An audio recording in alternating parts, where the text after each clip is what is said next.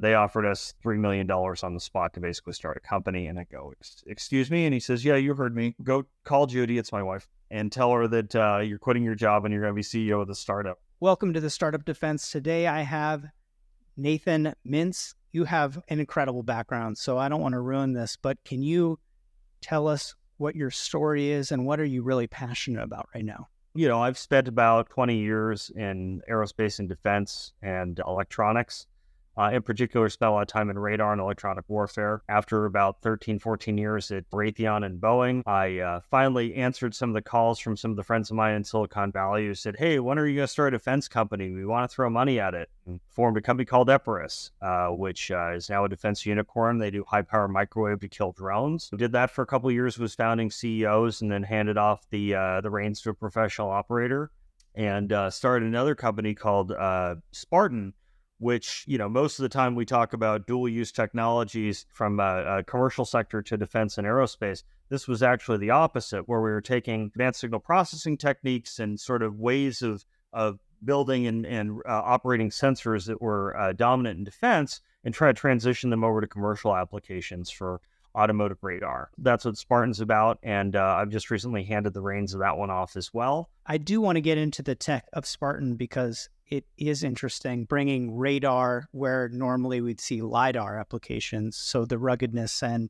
flexibility of radar, you've somehow made that palatable to the commercial market. So that's an interesting conversation. But more broadly, I'd like to explore, and I have so many questions about this because I think that there are thousands, if not tens of thousands or hundreds of thousands of people that are in your position where you are at Raytheon or at the primes, and they're thinking, man, I'd like to go start a business. Or I've seen the gaps that are in the market that aren't really something that Boeing wants to pursue, maybe because the TAM's not large enough or that there's too much of a risk profile to pursue that opportunity or that technology. But you as this specialist, this expert, you get the itch, right? You get the entrepreneur itch, the startup itch, and you want to jump over and create something from nothing.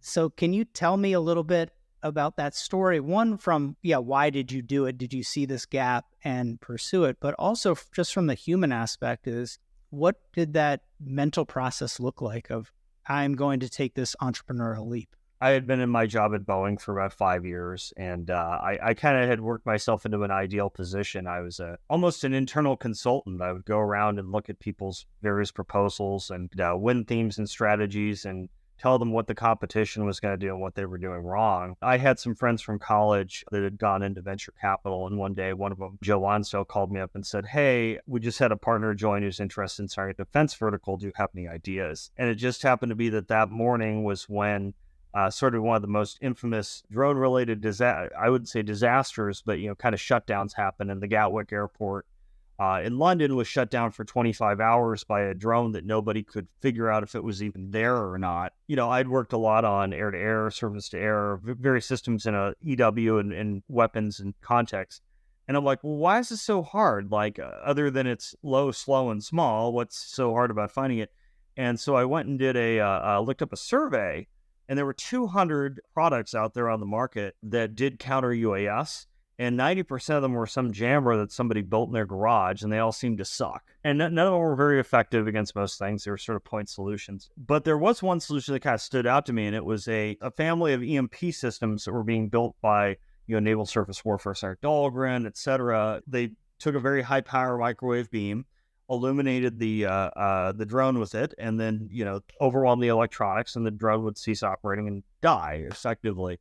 I go, well, that's cool, but these systems are all $25 million, and they're the size of my house. Like, they're not very practical, or certainly not for tactical applications. I go do a little bit of research on what kind of field strengths are required, and I had kind of a background in EMI, EMC a little bit from my previous work, and looked at what field strengths would probably be required. And I said, okay, well, to keep myself from getting in trouble here, I would need to go basically test empirically what values of energy are going to cause the drones to die. So I hooked up with another co-founder of mine, Bo Marr. Bo was also an expert in electronic warfare, and I brought up kind of the dilemma, and he said, yeah, I kind of had some of the same thoughts myself.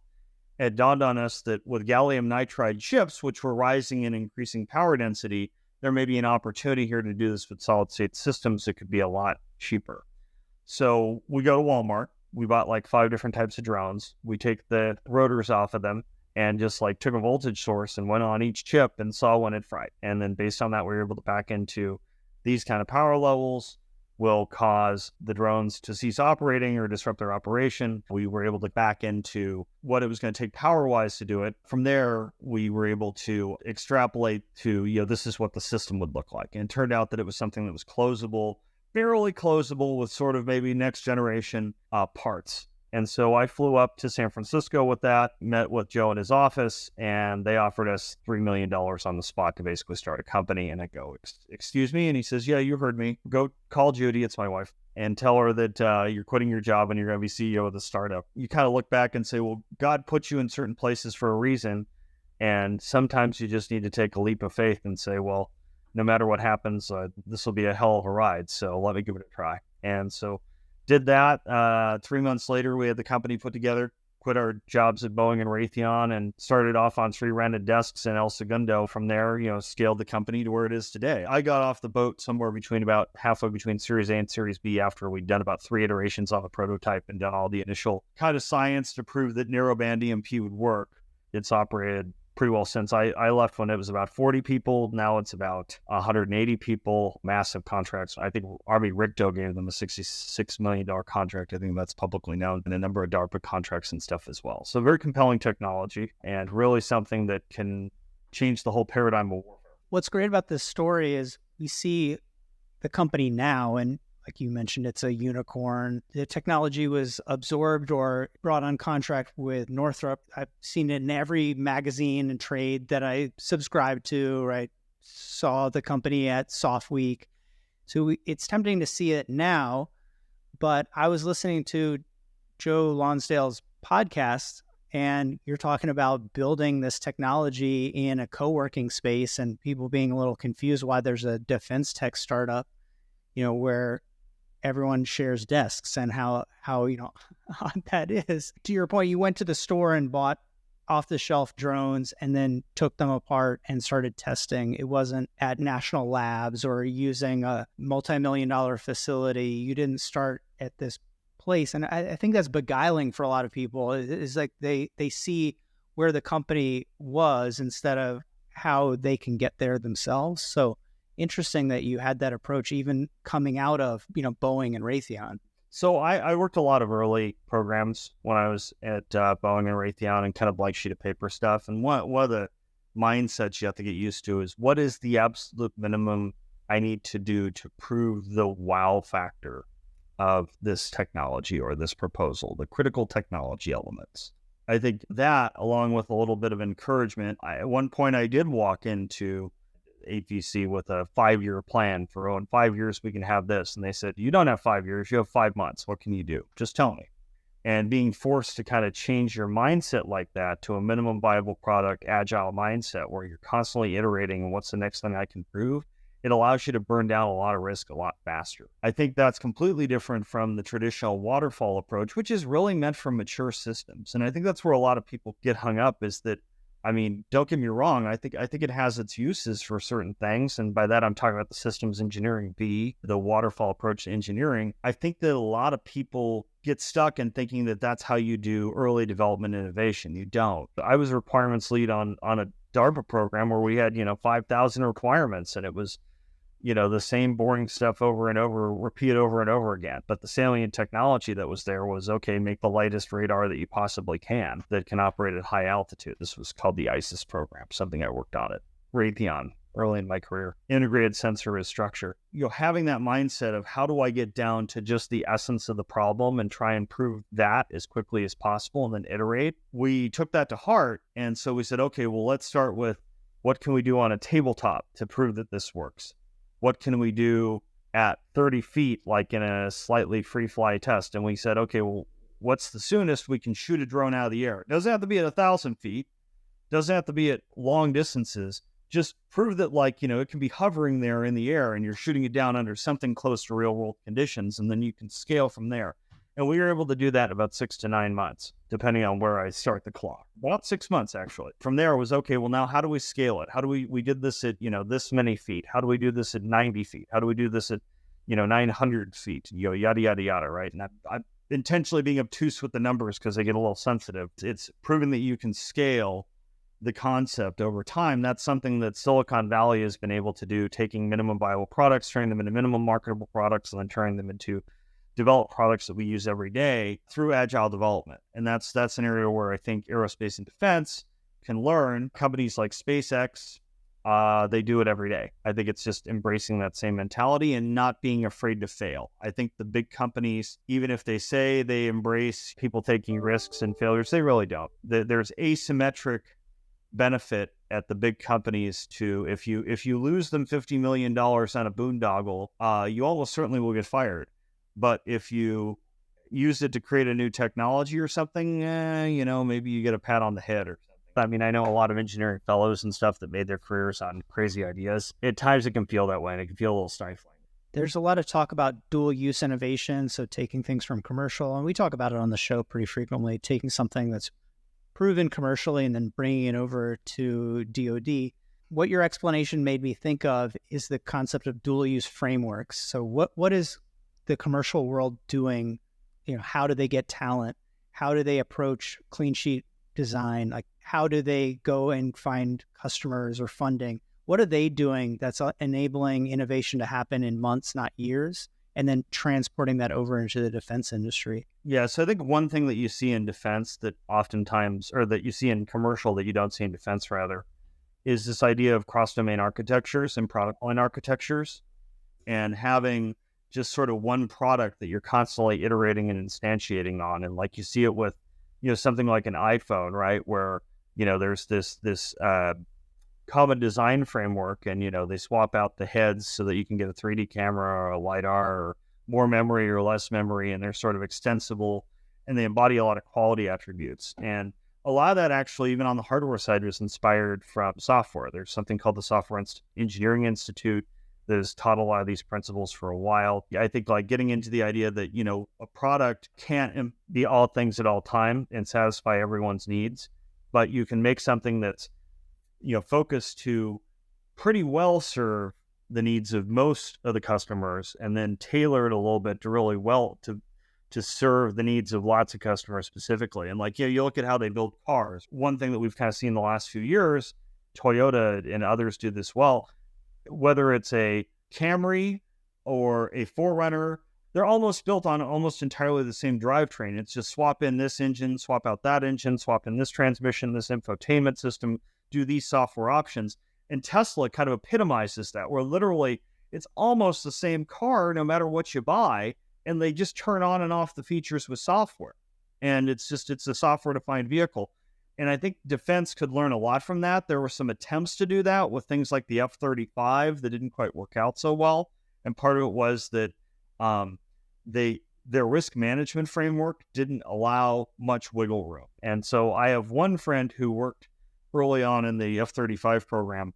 He tells the story of being walked into a conference room that seemed like it was half a football field long. And from wall to wall, it's Gantt charts. And they literally have 1 million unique IDs of tasks in there. And they're saying they can predict if this task here, task 1025, moves by 3 days, what it's going to do to the schedule on the other side. And it's like, yeah, right. No, you can't. Right? Like, it's an exercise in absurdity. And it kind of brings to mind a quote from Juan Luis Borges about when the cartographers make the map so detailed that it starts to cover the terrain that it was meant to depict. And that's a common problem that we see in defense, is that they say, well, the way that we're going to overcome risk is by analyzing the snot out of it, rather than saying, well, we're going to quickly look at what we think our biggest risks are and try and aggressively burn those down as quickly as possible and then iterate. So I think that's one difference. The other difference you see in commercial is, frankly, they iterate a lot more. It's much easier when a new iPhone comes out every 2 years versus when a new fighter jet comes out every 40 years, right? They just get more shots on goal. And so they get better at it. And so I think finding ways to make defense programs match those timelines better, and being able to embrace new technologies and not have everything caught up in a too big to fail major defense acquisition program, where if a new disruptive technology comes along, you're not going to have the hobgoblins coming out of the woodwork to try and kill it because they need to preserve the $1 trillion program they've already thrown money at forever. I think that's the solution. I'd love to see that develop in just the past few years, really, with DIU and then, of course, like AFWorks and SoftWorks, and really pushing a culture of innovation starting to really blossom inside of DoD. I'm very hopeful. I'm very optimistic of where that's going, but it's nice to see. You had this success, and then you moved over to Spartan. Can you tell me a little bit about that story, that transition? I'd really like to get into Spartan. We just had a kid, and so I was home alone a lot, and I was working with a group of other entrepreneurs trying to get a venture studio started called the Dangerous Venture Studio. And we had a few kind of crazy ideas, but nothing was really kind of catching fire other than, we were getting some decent consulting jobs out of it. And I had an old mentor of mine who I'd stayed in touch with, Dr. Theogenes Sabatzoglu, one of the foremost experts in an area of signal processing called super resolution techniques. And calls me up and says, "So Nathan, I've been doing some consulting work since I retired from Raytheon for some automotive radar companies. And I think I have a way to build a automotive radar that has 5 times the resolution with a quarter of the parts." And I wasn't exactly a subject matter expert in automotive electronics, but what I do know is that when you're building millions of cars, if you can reduce the COGS cost of a radar significantly through software, that's going to be very attractive. And so I started diving into the space and, trying to figure out how real his idea is. And it turned out that, first off, radar has been ubiquitous to cars for, at least on the high-end models, at least the last 10 years, and really starting to take off in the last 5 years as they move into what's called level 2 and level 3 autonomy. So your full self-driving, automated emergency braking, lane keeping assistance, automated driving assistance systems, or ADAS systems. But what I noticed is that these radars are very much treated as single function devices. You turn them on, they do one thing all the time. If you need them to do something else, it's literally pop the cover and change a jumper, because the intention is to put that radar in a different part of the car or something. To the extent where you'd even see like them using the exact same radar, but it just had a different jumper in a different place, right? So it had a different software load that it was automatically loaded with. And we said, well, if you could use what's called electronic foveation, this idea that the radar could look at different rates in different places based upon what's seeing dynamically in the scene, that augments its capability. And then you add the super resolution features that we were talking about with the technology that Theogenes had developed, and suddenly you have radars that they may not be able to get the same resolution as a LiDAR, but a LiDAR costs several $1,000s. Radars cost $50 to $100. You can make commercial radar that could do almost as good as LiDAR, which means for 90% of applications, you don't need them. What was interesting about Spartan is it was a swords to plowshares kind of story, in the sense that we're taking these design philosophies and kind of signal processing that was really developed in defense and adapting it for commercial applications. And so I used to joke I build stuff that I hope never gets used, missiles, things like that, to kind of defend the country. It's the whole si vis pacem para bellum, if you wish for peace, prepare for war thing. But with Spartan, we're expecting what we use to be used every day to save lives. We've developed a radar based on some of that software called Hoplo that we sell for commercial vehicle fleets. One kind of disturbing fact, something like 2 people are killed every week in this country by trash trucks from them driving through, barreling through alleyways and coming around blind corners and stuff. It's a very large, cumbersome vehicle. And so safety systems are critical to bringing that count down, because the driver simply cannot see everything around him. And if you install cameras, the cameras don't really give you alarms. They're not sufficient. So we have our commercial vehicle radar that we have some like 30 pilot customers or something that are out with that. And it's actually available for sale today. We're doing small scale sales to some fleets. We have our software. We're partnered with a number of different tier 1 providers, and our software's in mule vehicles being demonstrated at OEMs today. So we've managed to really push forward with some pretty remarkable technology very quickly and getting it out there where it can save lives. I've listened to a number of interviews that you've been on, and a recurrent theme was your ability to attract talent and develop talent. And that's resulted recently in you stepping away from Spartan. Is that correct? So about 3 months ago, I brought on a friend of mine, Dr. Matt Markle, as president of the company. He's formerly the head of radar at Waymo and was vice president of radar at Ghost Autonomy. But before that, he was a principal fellow at Raytheon, which there's only like 40 of them in the company, which is when I worked with him. Matt's incredibly talented. He actually wrote a textbook on the space. And I think one of the things that happens when you're a founder more than once is that you start to separate. I think there's a real tendency the first time you're shoved into a leadership role to somehow say, I am a CEO, this is what I do, rather than I'm the founder of the company and that's, and I'm the owner of the company to some extent. And that's much more important than what title I happen to have on it and what I'm doing on a daily basis. So I believe very much in finding the right person to do the job at a particular stage. And for the stage that Spartan was entering in, where we're trying to scale production to thousands of radars and, get out to fleets of millions with our software, Matt was the perfect fit for that. And the timing just worked out well. So I said, the best thing to do here is to put him in the seat. We'll try it out for a few months and make sure he's a fit. He's been doing wonderfully.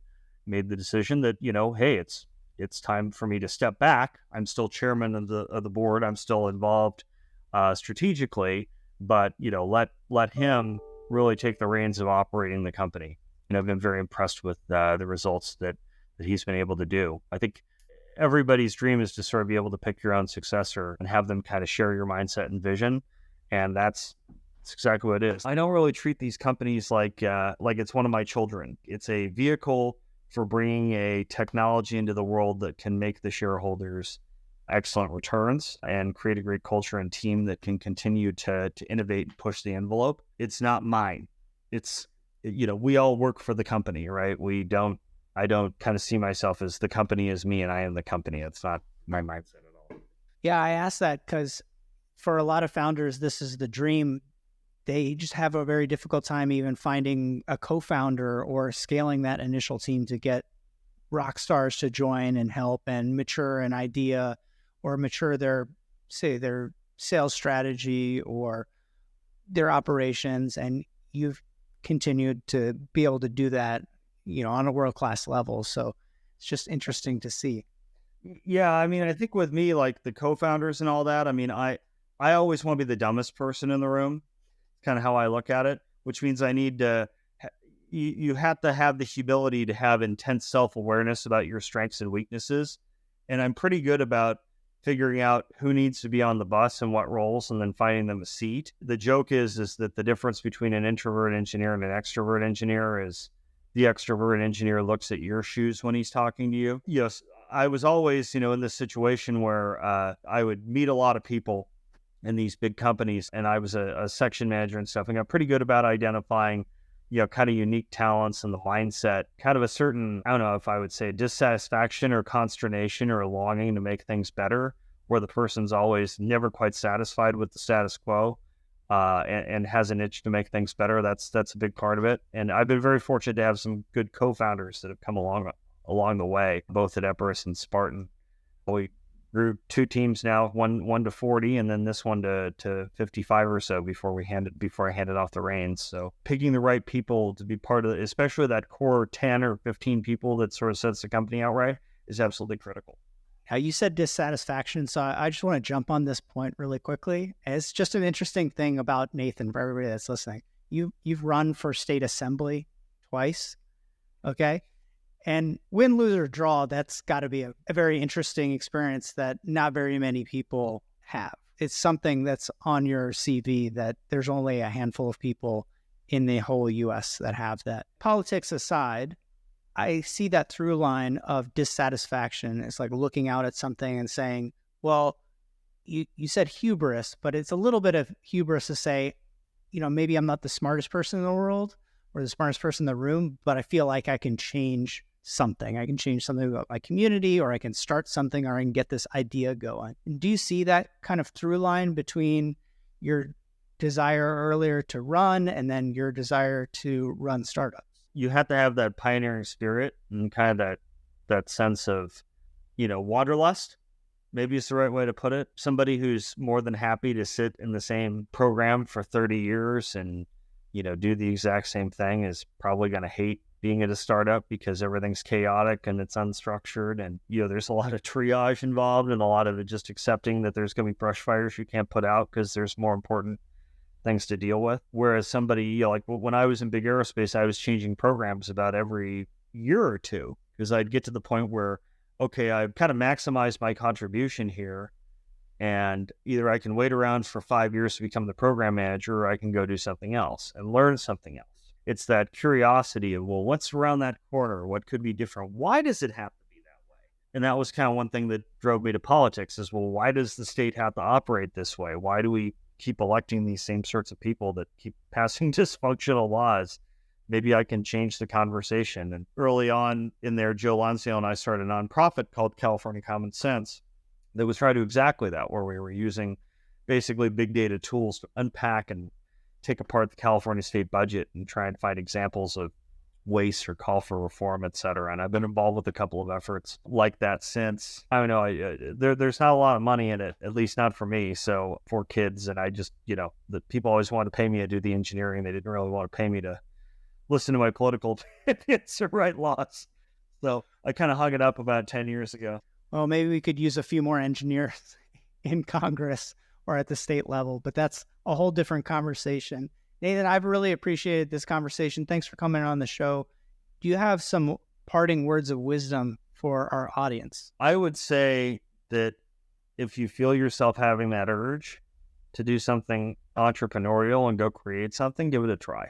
Take the first steps. One of my favorite lines from the Bible is the story of Abraham, where God says, get up and move to this Lech Lecha, go to this place in a distant land that I'm going to tell you is your promised land. And he had nothing to work on. He had never seen it before. He didn't know what it was. He was just going on blind trust that if he put one foot in front of the other, he'd get to something special. And I think you really have to have that to really get everything that you can out of life. If you're happy sort of sitting there, satisfied being in one place, doing one thing all the time, you may not be living up to your full potential. I think oftentimes our own doubt of our full potential is what holds us back. So I would just urge everybody, give it a try. Worst case, like my old boss had the perfect advice on this when I was at Boeing. He said, well, if you go quit and start a startup as CEO, you get funded and everything. Worst case scenario, you come back here and they'll give you 2 promotions because they'll go, he has startup experience. And if you want to give it a try, you can call me. If you have some crazy idea, you can reach me. It's Nathan@nathanmintz.com or others. I hear a lot of pitches from younger, less experienced entrepreneurs or people that are just getting started. I'm happy to be a sounding board. Nathan, thank you so much for appearing on the show. I really appreciate it. This has been the Startup Defense.